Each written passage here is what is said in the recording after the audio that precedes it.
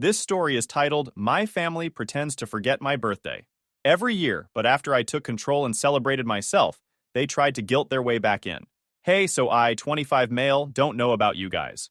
But birthdays have always been a weird thing for me. Some people barely care about them, but for me, they've been a sore spot for as long as I can remember.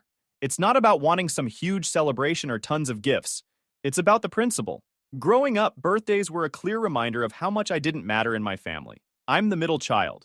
If you're also the middle kid, you probably get where I'm coming from.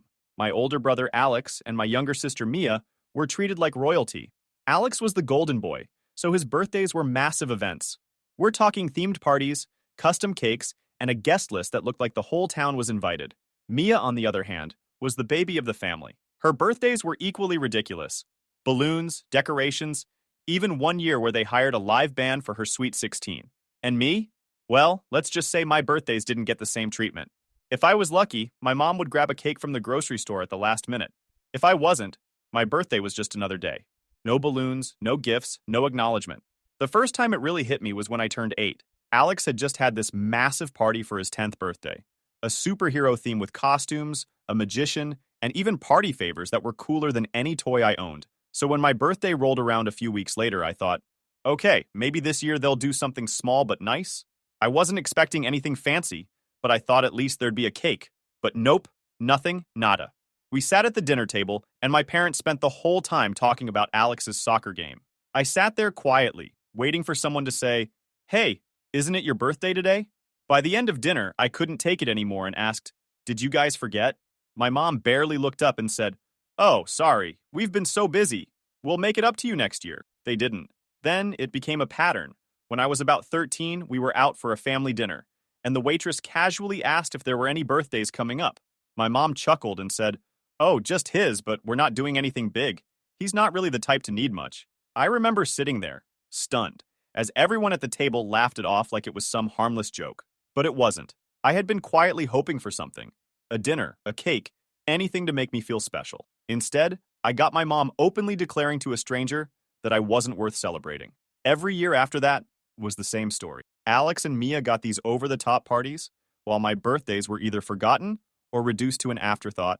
By the time I was in high school, I stopped expecting anything. I'd save up some allowance money and buy myself something small, just so it felt like someone cared. I tried to act like it didn't bother me, but deep down, it did. It wasn't just about the birthday parties. It was what they represented. Every year, I was reminded that I wasn't as important as Alex or Mia. I wasn't the golden child or the baby of the family. I was just there. It wasn't just about the birthday parties. It was what they represented. Every year, I was reminded that I wasn't as important as Alex or Mia. I wasn't the golden child or the baby of the family. I was just there.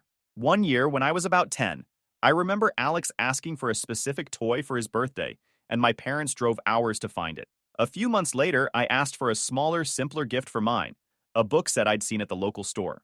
My mom brushed me off saying, books are too expensive, maybe next year. I later found out she'd bought Mia a dollhouse that cost twice as much just because she'd asked for it. That was the moment it hit me. It wasn't just that I was being overlooked. I wasn't even being considered. Now with all this build-up in my inner self, I grew up with the need of being seen or getting celebrated for once. So fast forward to this year. I'm 25 now, working as a software developer, and for the most part, I've got my life together. But those feelings of being overlooked, they don't just go away. They stick with you. And this year, when my birthday was coming up, I realized I was still carrying all that resentment. I thought about how I'd been treated all these years, and something inside me snapped. I wasn't going to sit around waiting for scraps of attention anymore. If my family wasn't going to celebrate me, I'd celebrate myself. But this wasn't just about having a good time. This was about making a statement. After years of being overlooked, I wanted to do something so big, so bold, that they couldn't ignore it. I wanted to take control of the narrative and show them that I wasn't the same quiet, forgotten middle child. That's when I came up with the idea. I was going to throw a party for myself. Now, I won't lie. The idea of throwing a party and going all out almost felt ridiculous. I mean, who spends that much money and effort on their own birthday just to make a point? But this wasn't just about celebrating me. It was about taking back all the years I'd been sidelined and making a statement so bold that my family couldn't ignore it, even if they wanted to. The plan started small. At first, I thought about just treating myself to something nice, like a new gadget or a weekend trip. But honestly, that felt hollow. Buying myself a gift wouldn't fix anything. It wouldn't undo years of feeling overlooked. I needed something bigger, something that wasn't just for me but could also send a message. That's when the idea of the cruise came to me. I started looking into luxury cruises, the kind that make you feel like a millionaire, even if it costs you months of savings. Balcony suites, five-star dining, spa treatments, the works. I didn't care how much it cost. This wasn't just a vacation. It was a declaration. I also wanted to build up to the big reveal. It wouldn't just be a regular birthday party.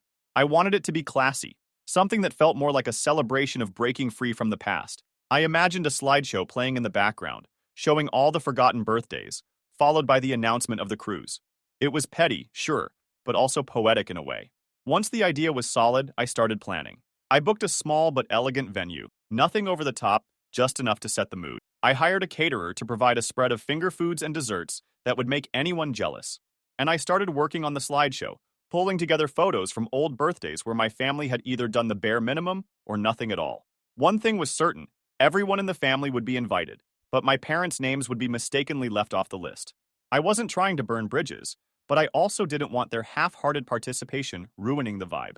Instead, I invited my extended family, cousins, aunts, uncles, and a few close friends who had always been supportive. These were the people who'd actually cared about me over the years, even if they hadn't known the full story. To build up some hype, I started posting vague teasers on social media.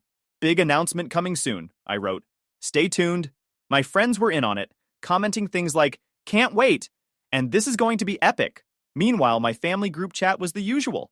Updates about Alex's promotion and Mia's vacation photos. Not a single mention of my upcoming birthday. But I started to feel a mix of excitement and nerves. What if the party was a flop? What if no one showed up? Or worse, what if they did show up and didn't get it? My friends reassured me that it was going to be amazing. "You deserve this," one of them said. "And honestly, it's about time you stood up for yourself." As the day approached, I finalized all the details. The slideshow was ready, the food was ordered, and the decorations were set to arrive the morning of the party. I even had a custom banner made that said, "Celebrating me," in bold letters. It felt a little self-indulgent, but that was kind of the point. The night before the party, I got a call from my mom. For a second, I thought maybe she'd remembered my birthday, but no.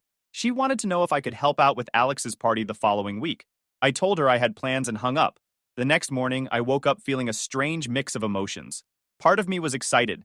This was finally my chance to take control of my own narrative. But another part of me felt almost guilty. Was I being too dramatic? Was this just going to create more problems with my family? I shook off those thoughts and focused on the task at hand.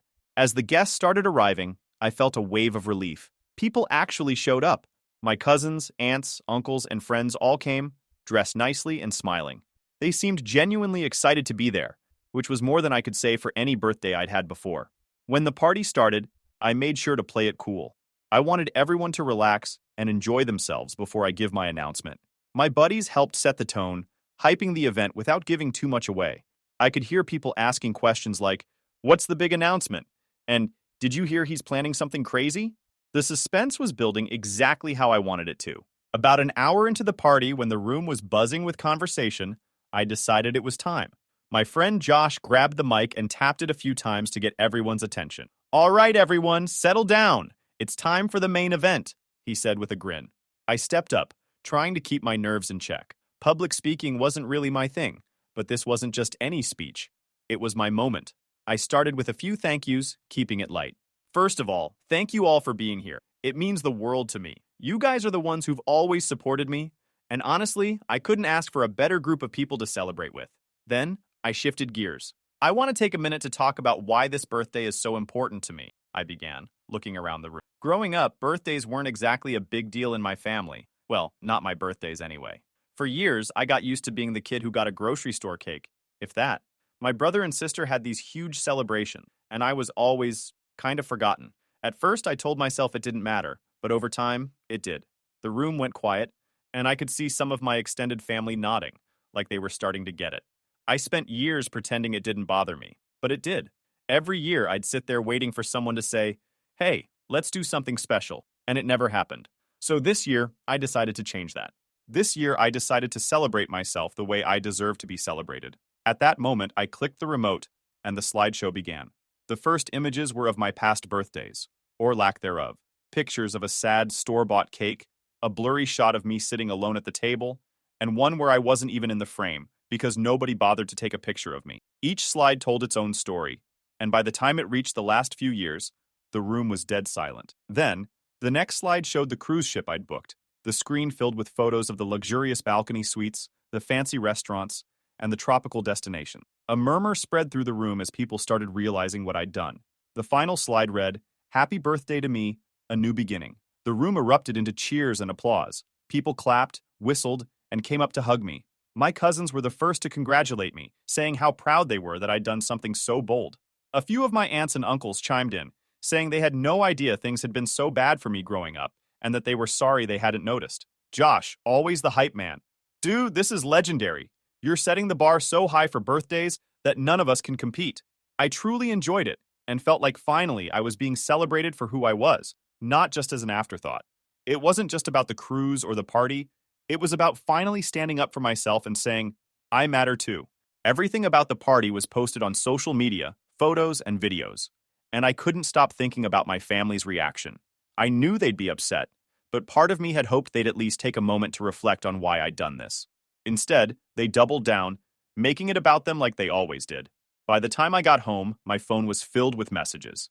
My mom's texts were the first I saw. The tone was exactly what I expected, dripping with guilt, tripping. I can't believe you didn't invite us. After everything we've done for you, this is how you repay us? The message hit me like a slap. Not because it hurt, but because it was so predictable. It was classic mom. Twist the narrative and make herself the victim. Then there was Mia's message. Do you really think this was necessary? A little over the top, don't you think? Her words oozed condescension, as if she couldn't comprehend why I would want to make a big deal out of my birthday. Coming from someone who'd had a sweet 16 that rivaled a wedding, the irony was almost laughable. Alex's message was the cherry on top. Nice move making it all about you. Real mature. I could almost hear the smugness in his voice, like he was trying to remind me of my place in the family hierarchy. Alex was the golden boy, the one who could do no wrong. In his mind, I had crossed some invisible line by daring to make myself the center of attention. I didn't reply to any of them. Not yet. I needed time to think, to decide how, or if, I even wanted to respond. But the texts kept coming. My mom started calling, leaving voicemails about how hurt she was and how she never raised me to be so selfish. Mia followed up with a snarky message. Don't worry, we'll make sure to keep the spotlight off you next time. Even a few extended relatives chimed in, asking why I hadn't invited my parents. It was like a coordinated attack. On the other hand, the group chat with my friends was lit up with messages praising the party and hyping up the cruise. When are you leaving? Send us pics of every fancy meal you eat. It felt good to have people in my corner, especially when my family was so determined to drag me down. Later that night, I was at home, finally winding down, when my parents showed up. I opened it, and my mom barged in before I could even say anything. So, this is what you've been up to? A big celebration for yourself? No invite for us? My dad stood behind her, shaking his head. All this for a birthday? Really? He said, like I'd done something outrageous. My mom started going off about how hard they'd tried to make things fair growing up and how I was ungrateful for not including them. I didn't argue. Instead, I grabbed my phone, pulled up the group chat from the week before, and showed them the messages where everyone was hyping up my siblings' lives while completely ignoring my birthday. This is why, I said simply. Because I was tired of being ignored. They stammered for a bit, throwing out excuses about being busy and assuming I didn't care. I wasn't having it. You didn't forget, I told them. You just didn't care enough to remember. When they realized I wasn't backing down, they left in a huff. Over the next few days, I focused on preparing for the cruise. I packed my bags, finalized my itinerary, and made plans with a couple of friends who were coming along. This wasn't just a vacation. It was a celebration of reclaiming my life. But my mom didn't leave me alone and started calling other relatives, telling them I'd excluded her, and painting herself as the victim. A few aunts and uncles reached out, trying to mediate. You know your mom means well, one of them said. She's just hurt because she feels left out. Another said, family is family. You should try to work things out. It was exhausting. I wanted to tell them all to back off, to let me live my life without their unsolicited opinions. But instead, I gave non-committal responses. I'll think about it, I said, knowing full well I had no intention of caving. The day of the cruise finally arrived, and I was buzzing with excitement. After everything with my family, this trip felt like a clean slate, a chance to celebrate myself without any of the usual baggage. We boarded the ship mid-morning, and the sheer scale of it blew me away. The place was massive. Over the next few days, the cruise became everything I'd hoped it would be. On the third night, after a particularly fancy dinner, Josh raised his glass and said, "To the man of the hour, finally taking what he deserves." Lisa chimed in, "You've come a long way, and honestly, we're just here for the ride. Proud of you, dude." I hadn't realized how much I'd needed to hear that. For so long, I'd let my family's treatment define my self-worth. But here, with people who genuinely cared about me, I felt like I was finally breaking free from that. Back on land, though, reality started to creep back in. My phone was overflowing with messages from my family, and it was clear they weren't letting this go anytime soon. My mom had sent a long, rambling email about how she felt betrayed by my party and how I'd disrespected the family. Mia sent a sarcastic, "Hope your little vacation was worth it," while Alex kept it simple. "You're unbelievable." It was exhausting. No matter how far I'd come, they still found a way to pull me back into their drama. A few days after getting home, my dad called. It had been radio silence since he and Mom crashed my place, so I wasn't sure what to expect. At first, he sounded calm. "Hey, just checking in. How was the trip?" I told him it was great, and it felt normal, like we were just talking. Then he dropped it. "You know your mom's really upset, right? She feels like you blindsided her?" There it was. I sighed. "Dad, this wasn't about her. It was about me finally celebrating something for myself after years of being ignored. Why does everything have to be about her feelings?" He went quiet for a second. "I know. I just wish you'd handled it differently. It didn't have to come to this." That was it for me. "No, Dad, it didn't. But it did because you both made it clear over and over where I stand in this family. I'm done being the afterthought." The line was silent for a few beats, and then he sighed. "All right," he said, "if that's how you feel." And he hung up. No apology, just the same deflection I dealt with my whole life. At that moment, I knew I was done. I couldn't keep fighting to prove my worth to people who couldn't see it. Over the next few weeks, I let the ties unravel. I stopped responding to their messages, deleted the group chat, and focused on my own life. Work kept me busy, and my friends reminded me what real support looks like. A few months after the cruise, things were finally starting to feel normal again. Cutting ties with my parents had been the best decision I ever made. No more guilt trips, no more favoritism, no more bending over backward for people who never bothered to meet me halfway. Life was good, and Emma, my girlfriend of 3 years, was at the center of it. She'd seen me through the worst of my family drama, and never once made me feel like I wasn't enough. When I proposed, she said yes before I even finished asking. Our wedding planning was simple. Small, intimate, just the people who truly cared. My parents and siblings? Not even a thought. After the cruise, I wasn't about to invite the people who'd spent my whole life treating me like I was invisible compared to Mark and Sarah. The big day arrived, and everything was perfect. The venue was gorgeous. Emma looked stunning, and the people who mattered most were there to celebrate with us. For once, I felt like I was living my own story, not one where I played second fiddle to my siblings. But just as we were about to start the ceremony, the peace shattered. The doors to the venue slammed open, and there she was, my mom, dragging my dad along like an accessory. She wasn't just there to see or support, she was there to make a scene. "So, this is what you've been up to," she said loudly, her voice cutting through the room. "Planning a wedding and conveniently forgetting to invite your own parents. Typical." I froze for a second, disbelief washing over me. Then I stepped forward. "What are you doing here?" I asked, keeping my tone calm but cold.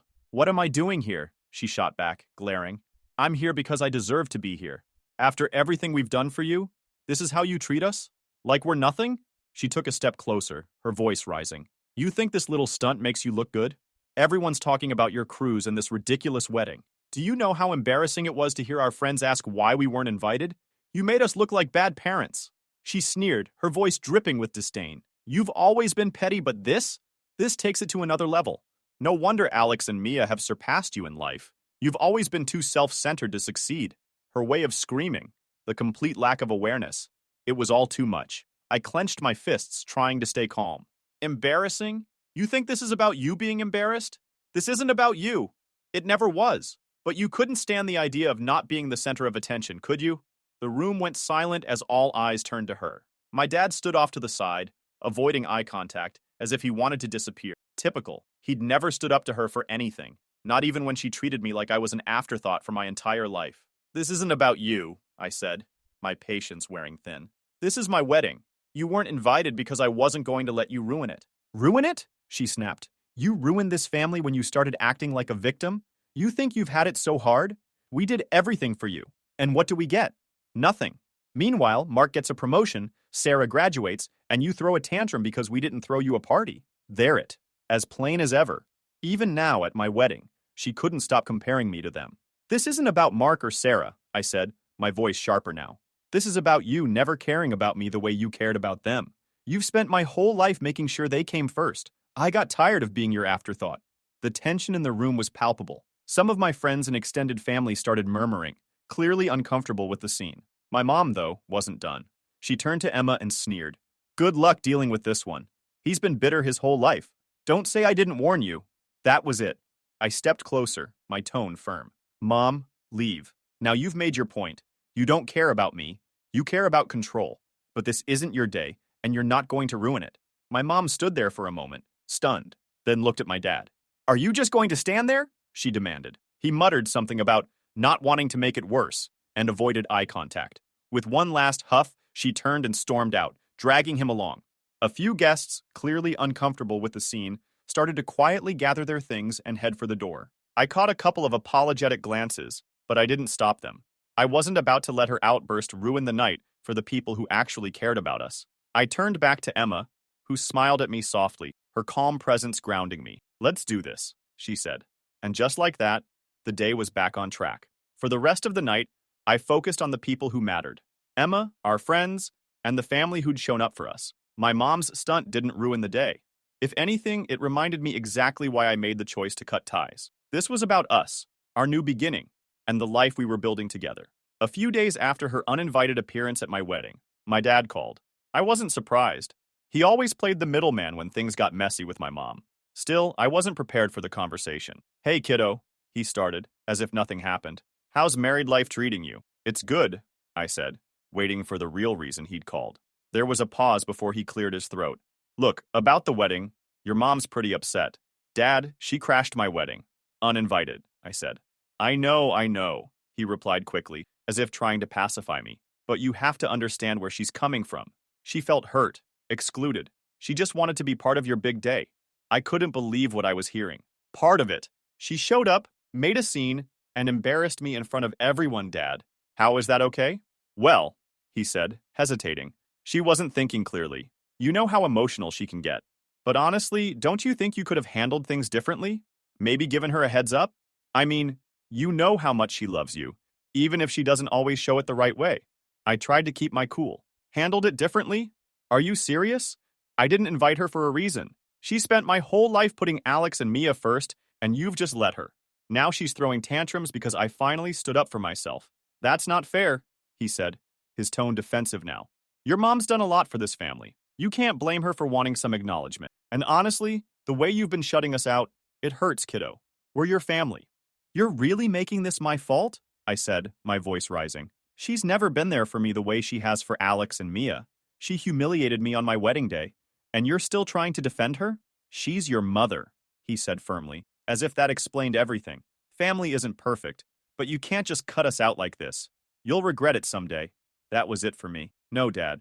What I regret is spending years trying to win your approval. I'm done with the guilt trips and the excuses. If you can't see why I'm standing up for myself now, then maybe you're part of the problem too. After all this, I couldn't take it anymore. The messages my mom sent after the wedding, and her being completely oblivious to how much damage she'd done, were the final straw.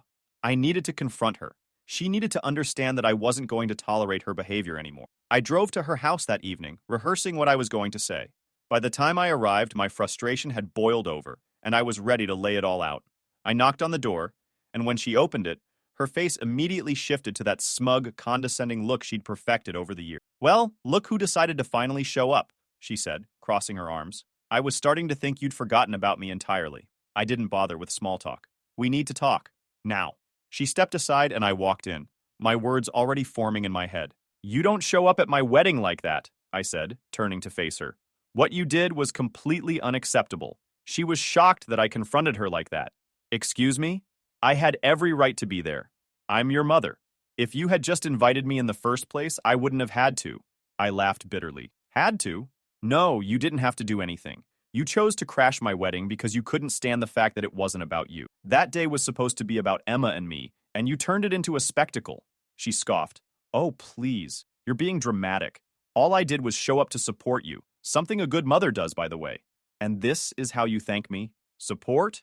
I said, my voice rising. You call barging in uninvited and causing a scene support? You've spent my entire life treating Mark and Sarah like royalty while I got ignored, and now you expect me to believe you were there for me? Her tone turned sharp, her words colder than I expected. I've always treated you fairly, but let's be honest. Mark and Sarah deserve the attention they got. They've always been more responsible, more successful, and frankly, easier to support. I gave them what they earned. I froze, disbelief washing over me. What? I said, my voice steady but laced with anger. You're saying they earned your love and attention? That I didn't deserve to be treated the same because I wasn't good enough in your eyes? She shrugged, completely unapologetic. I didn't say you weren't good enough, but they've always worked harder, accomplished more, and they never made everything so difficult. You can't expect me to give you the same effort when you didn't show the same promise. I laughed bitterly, the years of frustration bubbling to the surface. So it's a competition now? You played favorites because I wasn't the golden child you wanted me to be? Her face twisted with annoyance. Call it whatever you want, but life isn't fair, and I did what I thought was best. If you're upset about that, maybe you should have worked harder to deserve it. I couldn't believe what I was hearing. Worked harder? Mom, I spent my whole life trying to earn your approval, only to watch you throw party after party for Mark and Sarah while I got excuses and grocery store cakes. And now you're telling me that was my fault? That I didn't deserve the same love and care because I wasn't enough for you? Her expression didn't change. That's life. You don't always get what you want. I took a deep breath, the frustration boiling over into clarity. You're right, Mom. I didn't get what I wanted from you, and now you're not going to get what you want from me. I'm done. Done trying to fit into a family where I'll never matter as much as Mark and Sarah. Her eyes narrowed. And what's that supposed to mean? It means I'm cutting ties, I said firmly. You've made it clear where I stand in this family, and now I'm making my own priorities clear. Don't call me. Don't email me. Don't show up uninvited again. I'm done, she sneered, the entitlement radiating off her. You'll regret this. Cutting off your family? You'll come crawling back when you realize you can't do it alone. I stepped toward the door, my voice calm but final. I've been doing it alone for years, Mom. The only difference now is that I'm not pretending anymore. I walked out, not looking back. The weight I'd carried for so long felt like it had been lifted. I wasn't angry anymore. I wasn't hurt. I was just done. That night, I went home to Emma and told her everything. She listened quietly, then hugged me, reminding me that I wasn't alone. She was right. I had her, my friends, and the family I'd chosen. For the first time, I felt like I could finally move forward, on my terms, without the baggage of a family that never truly valued me. I've cut ties, not just with my mom, but with the entire family dynamic that has held me back for so long. I'm done chasing their approval or trying to fit into a role they never really wanted me to play. My focus is on Emma, my friends, and the life I'm building with the people who truly care about me. To everyone who stuck with me until the end of the post, thank you. Your support, advice, and understanding mean more than I can express.